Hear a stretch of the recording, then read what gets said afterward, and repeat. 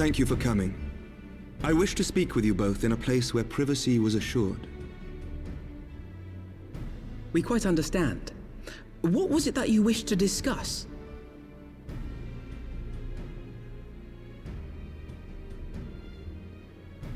With my father's passing, the seat of the Archbishop lies vacant. And so, in accordance with canon law, I have assumed his responsibilities. I should stress that this is a temporary measure. It was never intended that the Lord Commander of the Temple Knights serve in this capacity indefinitely. Quite the opposite. The statutes specify that I should surrender my powers as soon as a conclave of the senior clergy and the high houses have named a new archbishop. But in light of recent events, that would not seem appropriate. I confess I did not expect you to divulge quite so much quite so soon. The details of the Archbishop's plans, perhaps, but the true origin of the war and all it entails? I too had concerns. But when the Warrior of Light is witnessed returning to the capital upon the back of a dragon, one's options are rather limited. Mayhap I could have concealed certain details, but for how long? And at what risk? Should the truth have come to light in the meantime, how would the people have viewed my silence? After 1,000 years of lies and secrecy, I could not well abuse their trust and hope to be believed. The time for deception has passed. I only wish the people agreed. That some would deny the truth I had anticipated, but not this many. And among the few who acknowledged that my father had to be stopped, no small number questioned our methods.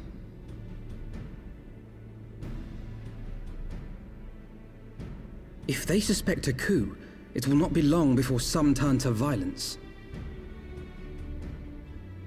It has already begun, and that on both sides. Men and women of the cloth are being harassed in the streets. Some have even been assaulted in the Broom. Hilda and her people have formed a watch to help us maintain order, but such measures will not prevent the unrest from spreading. For all our talk of peace, the people remain frightened and confused. For their sake, we must bring the Dragonsong War to a definitive end.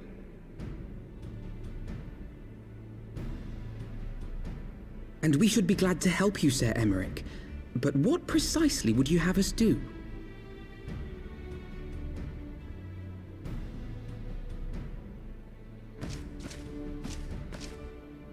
We wish to treat with the dragons of Annex Shrine. To that end, I would trouble you for an escort and an introduction.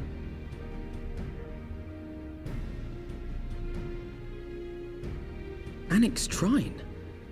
You would speak with Vidofnir then? We must needs open a dialogue between our peoples. Acting as my representative, Lucia will extend an invitation to their leader, that she might visit us here in Ishgard. Were she still with us, I would of course have beseeched Isel's assistance in this matter. But as she is not, I must ask that you aid us in her stead. Will you do us this favor?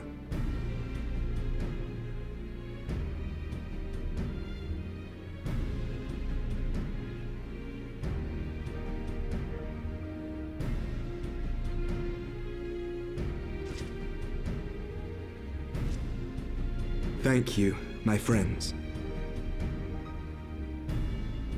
Lucia, I leave the rest to you.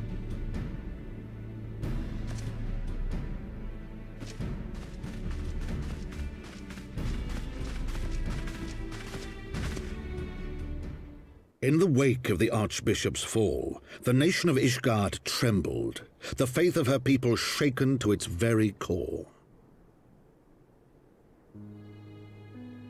For 1,000 years had they fought and died, certain of the justice of their cause, only to be told that their holy war was born of the sins of their forefathers.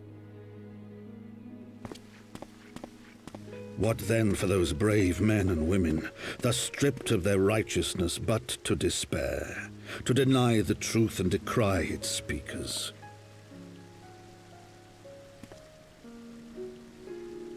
And what then for those whom they defamed but to hope on, to have faith in a brighter tomorrow? A tomorrow in which man and dragon might live together in harmony, then as distant as the very stars in the heavens.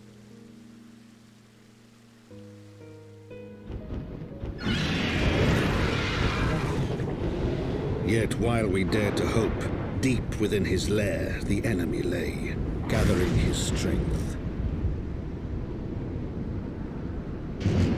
Nidhogg, now possessed of his 2 eyes and the body of the Azure Dragoon, prizes to which he had laid claim at the very hour of the hero's triumph.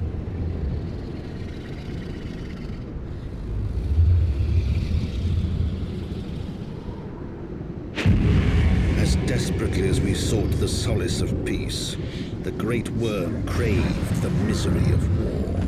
Nor was he alone in his misbegotten desire.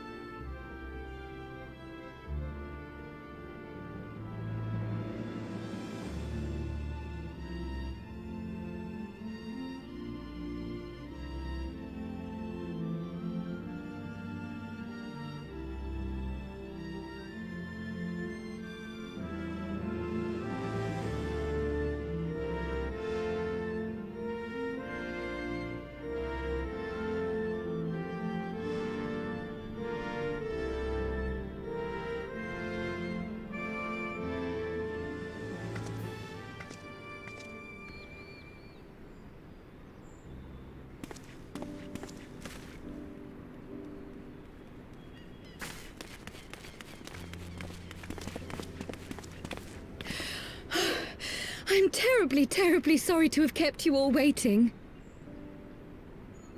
You need not apologize. We arrived but a moment ago ourselves.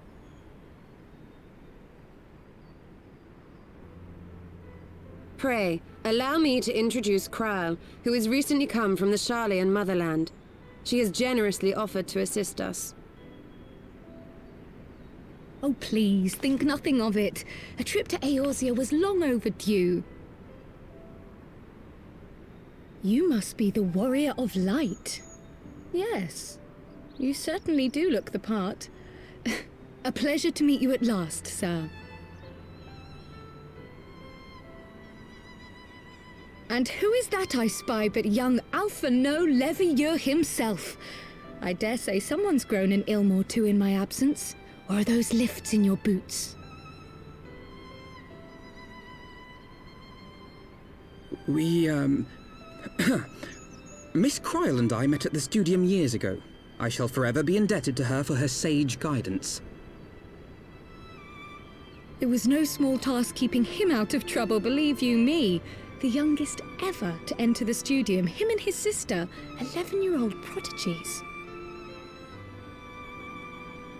Suffice it to say, social graces were not among his list of talents.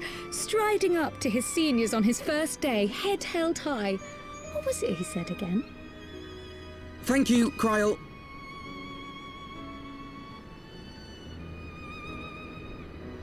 For what? I haven't finished yet. Would you care to attempt a more dexterous deflection? Mayhap we should save this delightful conversation for a more fitting occasion, when pressing matters do not demand our undivided attention. A bit much, but better. I can tell you have been putting your skills to use here in Eorzea. Henceforth, I trust you will dazzle me with your eloquence at the first time of asking.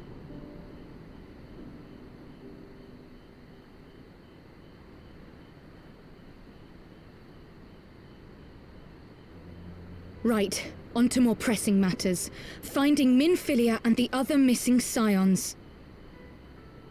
I gather you have new information to share with us. A new approach, actually. Tataru recounted the tale of your escape, and it gave me an idea. Simply put, assuming Thancred left some manner of trail when you whisked him away, as is almost always the case with teleportation magics, I am confident I can find and follow it. Then what are you waiting for? The wherewithal to do it. The fact is, my abilities aren't quite up to the task. Not in themselves, anyway. If I had Master Matoya's crystal eye, on the other hand... Then let us all call on her forthwith. I think it best that you explain your plan to her in person.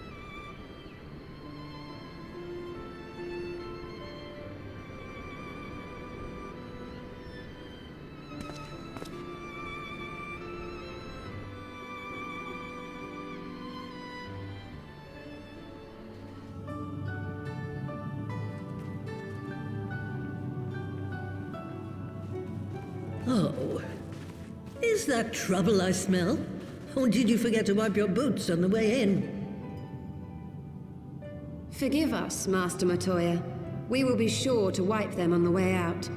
And may I say how glad I am that age has not yet deprived you of your senses. Ever so quick-witted, aren't we? To the detriment of your manners. Well, out with it then. What do you want?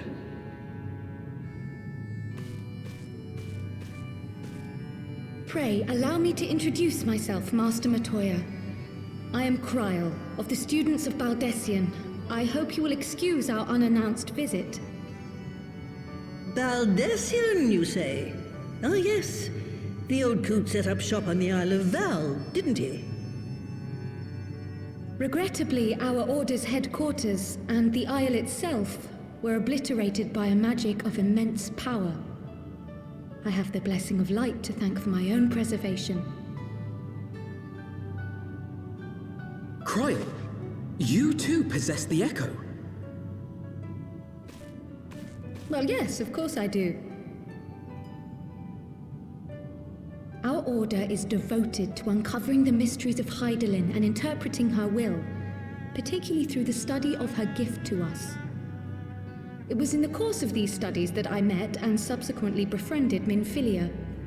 She and I have rather a lot in common. I had no idea. You weren't supposed to. Not that I wanted to deceive you, you understand, but precautions had to be taken. Yes, that's all well and good, but you still haven't told me why you're here. The students of Baldessian are gone, and there is naught I can do to change that. But the scions of the Seventh Dawn can yet be restored, and my dear friend found. You have in your possession an ancient crystal of light, one you call your crystal eye. I believe I can use it to focus my abilities and locate one of the missing scions. And there I was, thinking you might want to make use of my years of experience. Oh, wait here.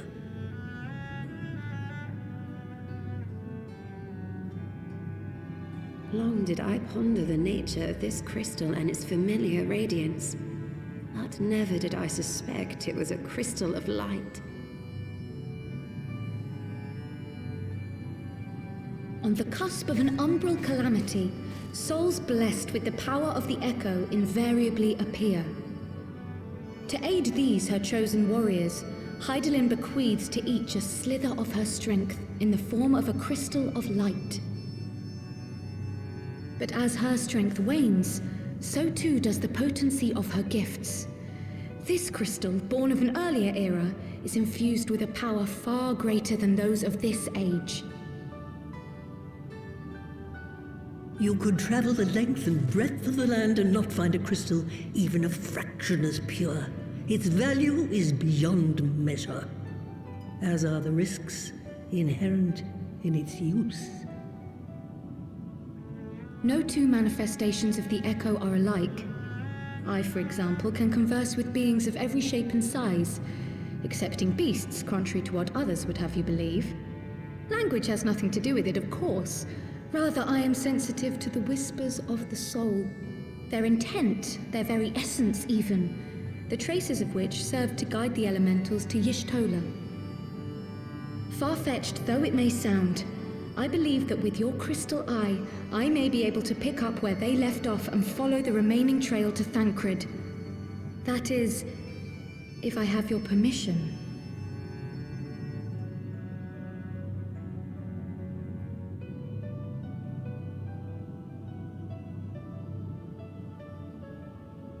Well, the poor sod's not going to find himself. So, as long as you don't drop it or take it out of my sight, you may do with it what you will. Thank you, Master Matoya.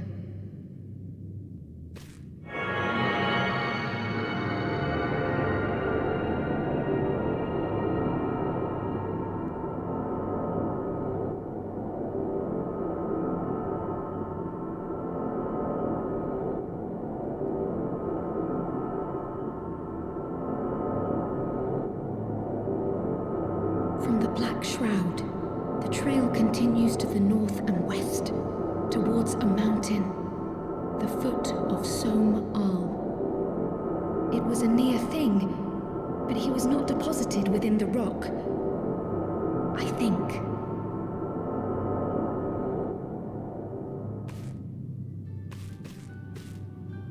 The hunters of Tailfeather know those lands well. I say we begin our search there.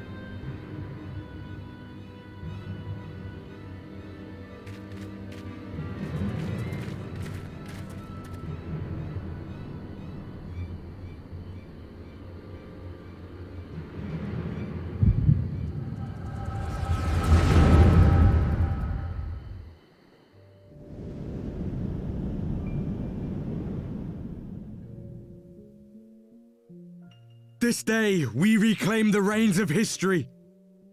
This day, we rid ourselves of the Ascians forever! Fools playing at heroes, all of you. Is this how you believe you can save your world? We can and we will, Ascian. You shall see. Or perhaps you will not!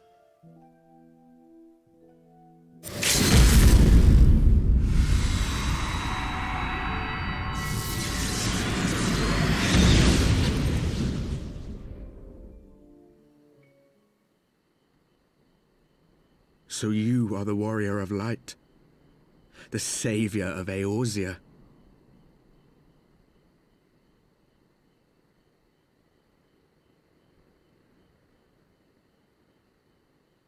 It's a wonder you didn't come sooner, what with the primal and all. Lost a step, have we? Have care. The ether moves strangely around him. It would seem we share a common enemy. Mayhap you would tell us who you are.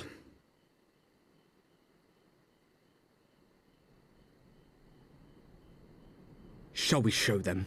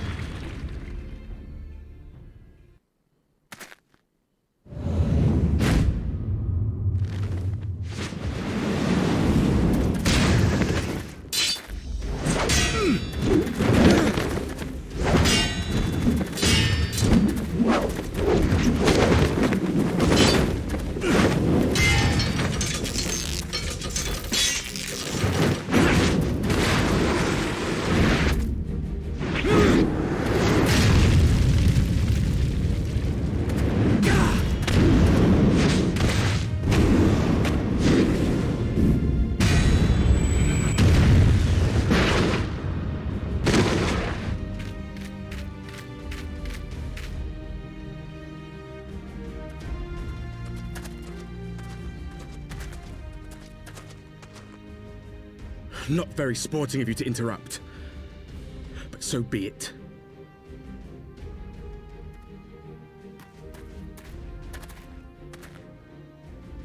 Mark well our faces, Warrior of Light, for we are the Warriors of Darkness, walkers of a different path, and we shall meet again.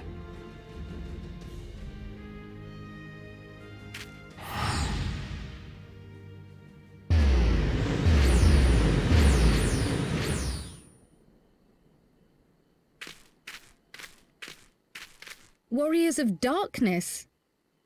Really?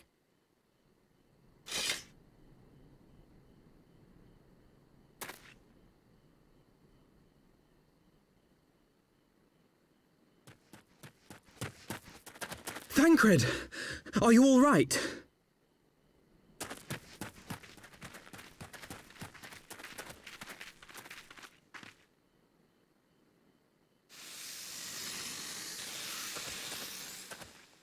Pleasantries can wait.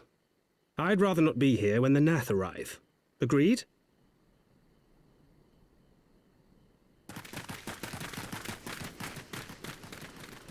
Suffice it to say, our reunion was not at all as I pictured it. Waiting until the last instant to join the fray. 'Tis plain you have not lost your appetite for the dramatic. My appetite for the dramatic? Have you forgotten the circumstances of our parting? The heroic last stand, the tunnel filling with light, and then... Had I known you intended to use forbidden magics to deliver me to some god's forsaken wilderness, I would have thanked you in advance. Thancred.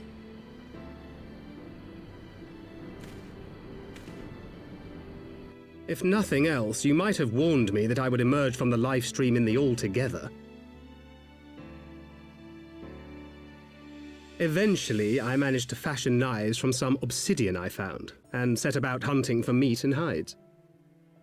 Given that I'm not all that skilled in leatherworking, it's probably for the best that I met the Vath before I was reunited with you.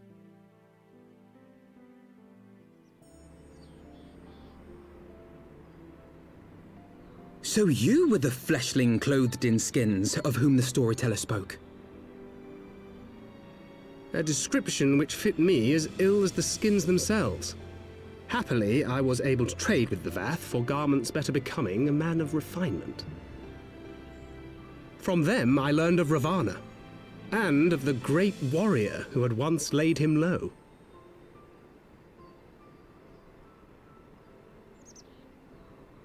And thence did you conclude that were you to track the Primal's movements, it would surely bring you into contact with the Scions once more. It seemed a reasonable assumption. I could think of no one else with your enthusiasm for slaying beastmen gods. Until now, that is. Ah, yes. The self-proclaimed Warriors of Darkness. 'Tis only fitting that they stand in opposition to the Warrior of Light, I suppose. I glimpsed the leaders past, if only for a moment. They were confronting a man in black.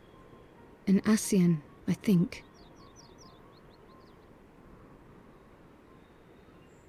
If these warriors are capable of doing battle with Ascians and Primals both, they must be possessed of powerful protection. Protection not unlike the Echo.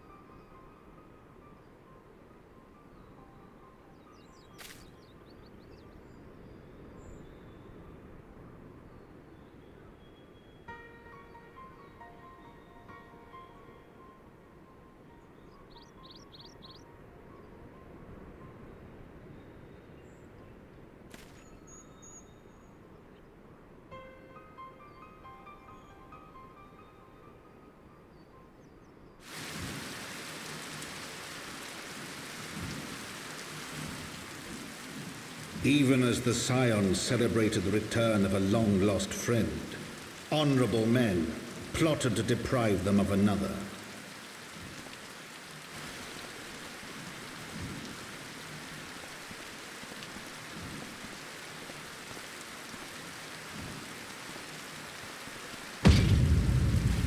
Honorable men, to whom Sir Emmerich was no hero, but a scheming patricide.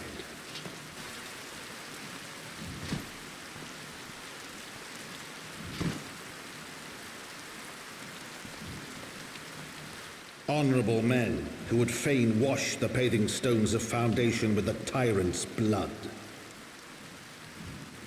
Honorable men whose knife in the dark was the spark which set the city aflame, and who sang as it burned.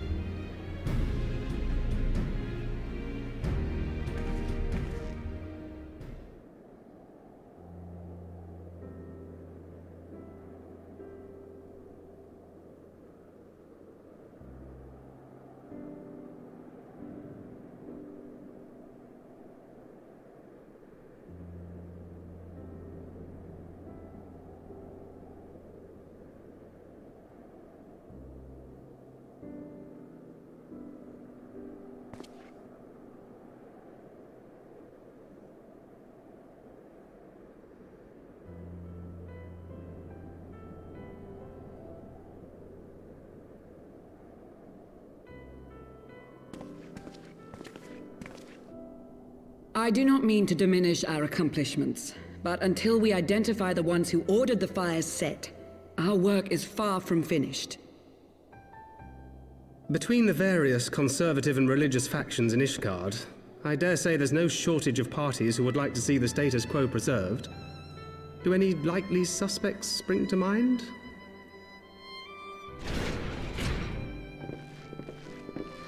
Far too many to count. Lord Commander, your wounds. Are healing well. Thank you.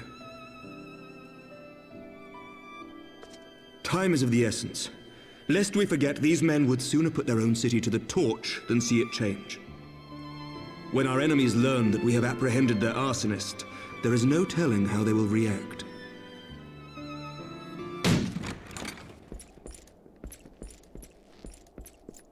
Lord Commander, an armed mob has seized control of the vault. And now we know. Tell us what happened, sir. Spare no detail.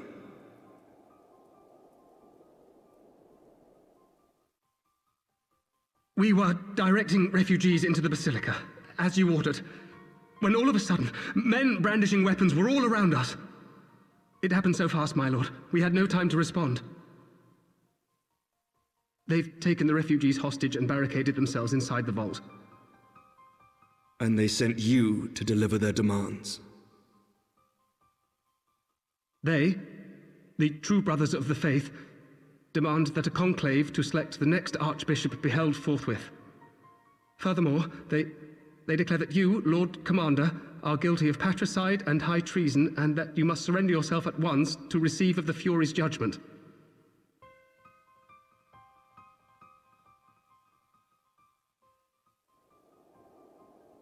Ridiculous! I mean, do they honestly think that executing Sir Emmerich would change anything? That the truth will somehow die with him? These fundamentalists rage against the passing of the old ways, unable to accept there can be no going back.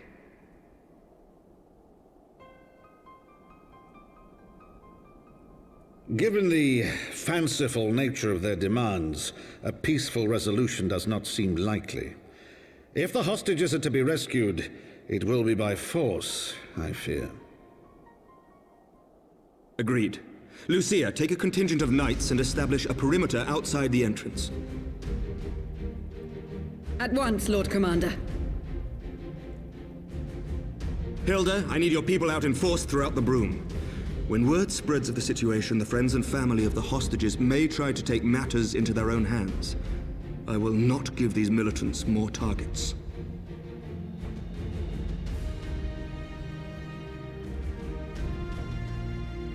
I shall lead the assault on the vault. Master Alphino, can I count on the support of the Scions?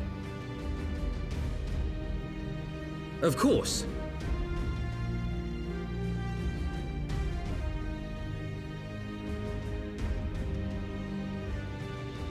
We are in your debt. I shall join you as well, Lord Commander.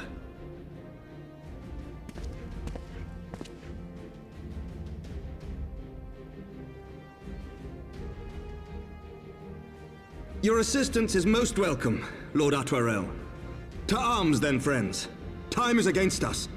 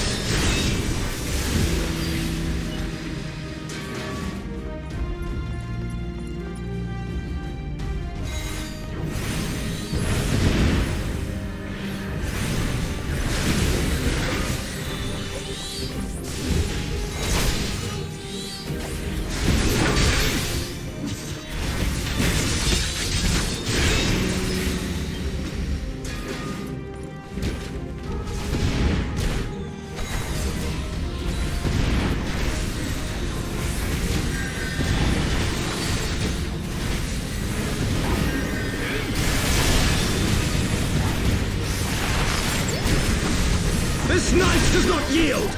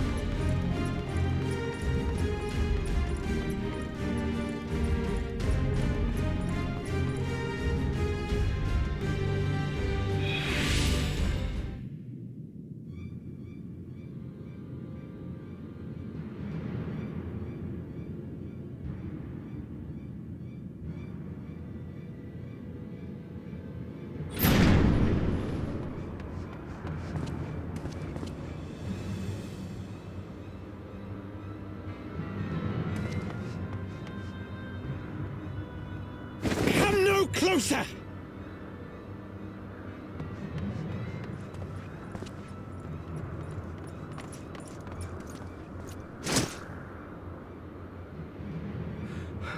You have nowhere to run. Release the girl and surrender. Surrender to whom? The blasphemer who throws wide the gates to our enemy? Who breaks bread with him and calls him brother? Ungodly swine! I would sooner die than surrender to you. Is it godly to spill the blood of an innocent child? To burn the homes of your brothers? Tell me, priest, is that godly? Do not speak to me of godliness, heathen! Your father's blood is on your hands, as is hers!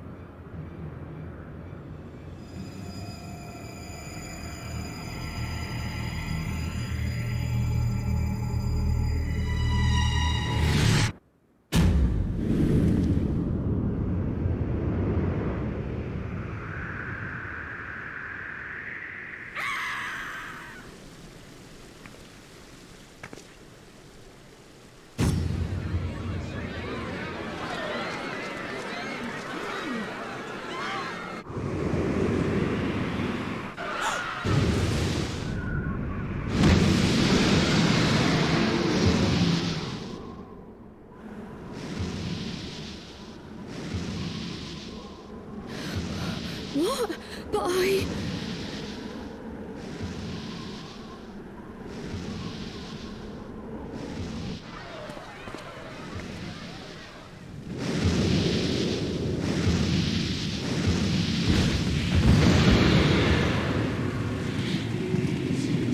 Vidafne!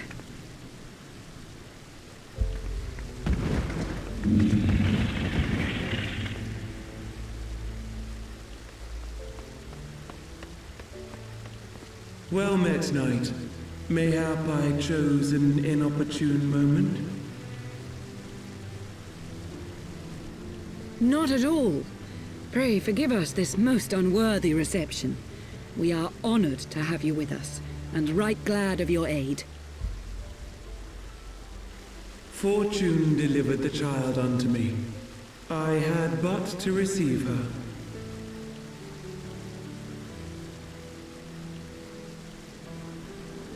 Thank you for saving me. Thou art welcome, child.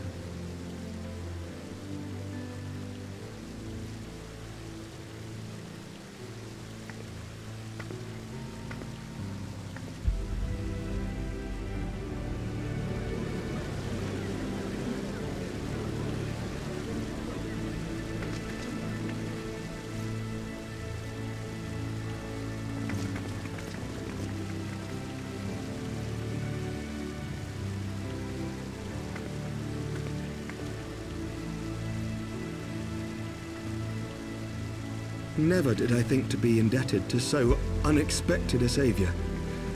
But full glad am I to be so.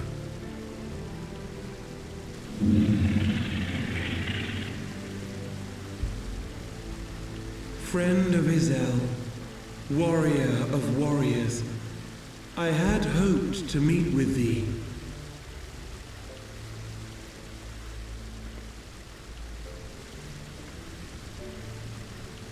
I bear a message from my sire. From Bracefelder?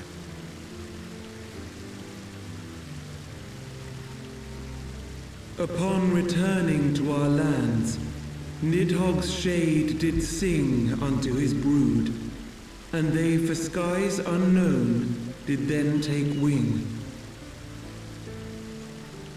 This thou must know, for your fates are inextricably bound. What of Estinian? Is he truly lost to us? Such matters are beyond my ken. I but bear my father's words. Take from them what thou wilt. Fare you well, mortals.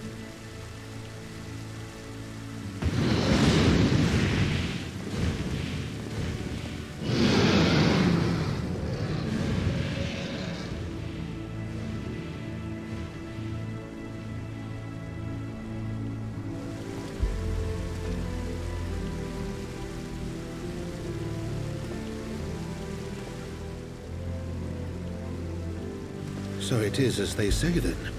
A great white dragon swooped down from the heavens to rescue an innocent child. A most unexpected turn of events, but not an unwelcome one. The people will not soon forget this day. Yet how will they choose to remember it, Sir Emmerich? And will these events serve to bring man and dragon closer together, or drive a deeper wedge between brothers? After 1,000 years, the world these men once knew is changing, and with ungentle swiftness to boot. Though their actions are misguided, their sentiments are only to be expected. You may be sure that others will rally to their cause. I share your desire for a lasting peace with the Jovanians, I do.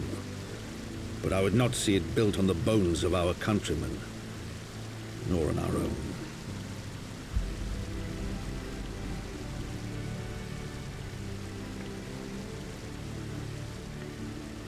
I see much of Horsefar in you, and I could not bear to mourn the passing of another son. Lord Edmund.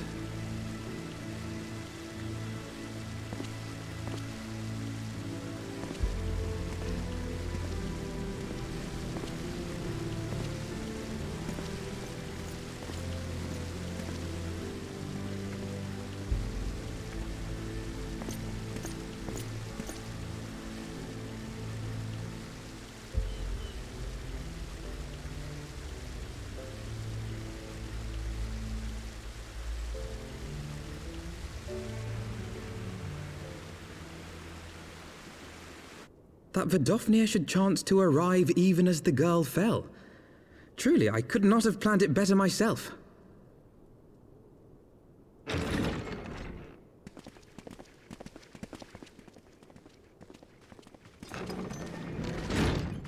Ah, good. We were afraid you might have left.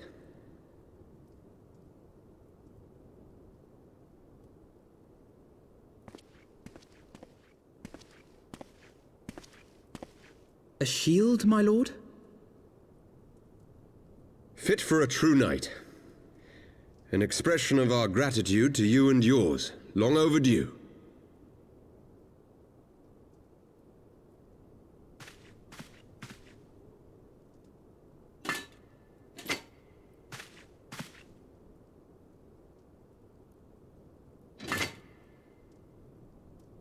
But there is something else I would discuss ere you part. Something which cannot leave this room. My father will soon step down as head of our house. Sir Emmerich was not the only one to fall under suspicion following the death of the Archbishop. There are some who believe my father complicit in a coup d'etat. Thus he intends to renounce his title to absolve our house of suspicion and secure the support of our peers. Surely there must be another way to convince Houses Durndare and Zamail. So I said to him. Alas, he will not budge.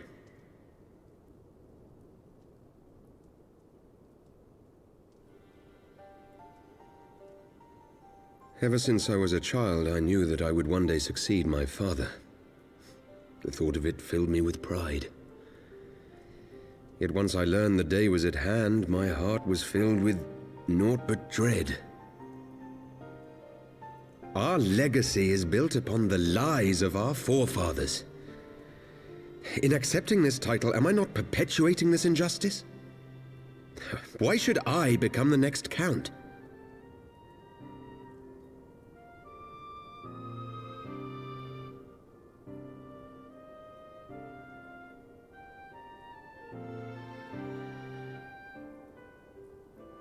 You sound just like him. Aye, I suspect that is what Horschiffon would have said. To aid those in need. When you look on that shield, I trust you will remember his words. And should I once more find my resolve wavering, I ask that you show me the way. You were a brother to Horschiffon. Will you be a brother to me as well?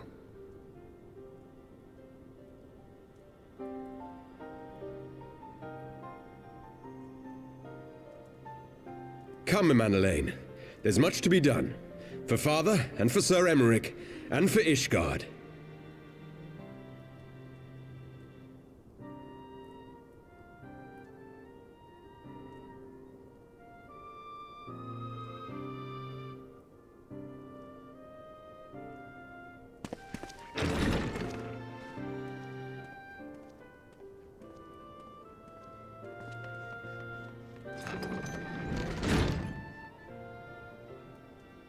To think we share the same blood. Pray excuse us.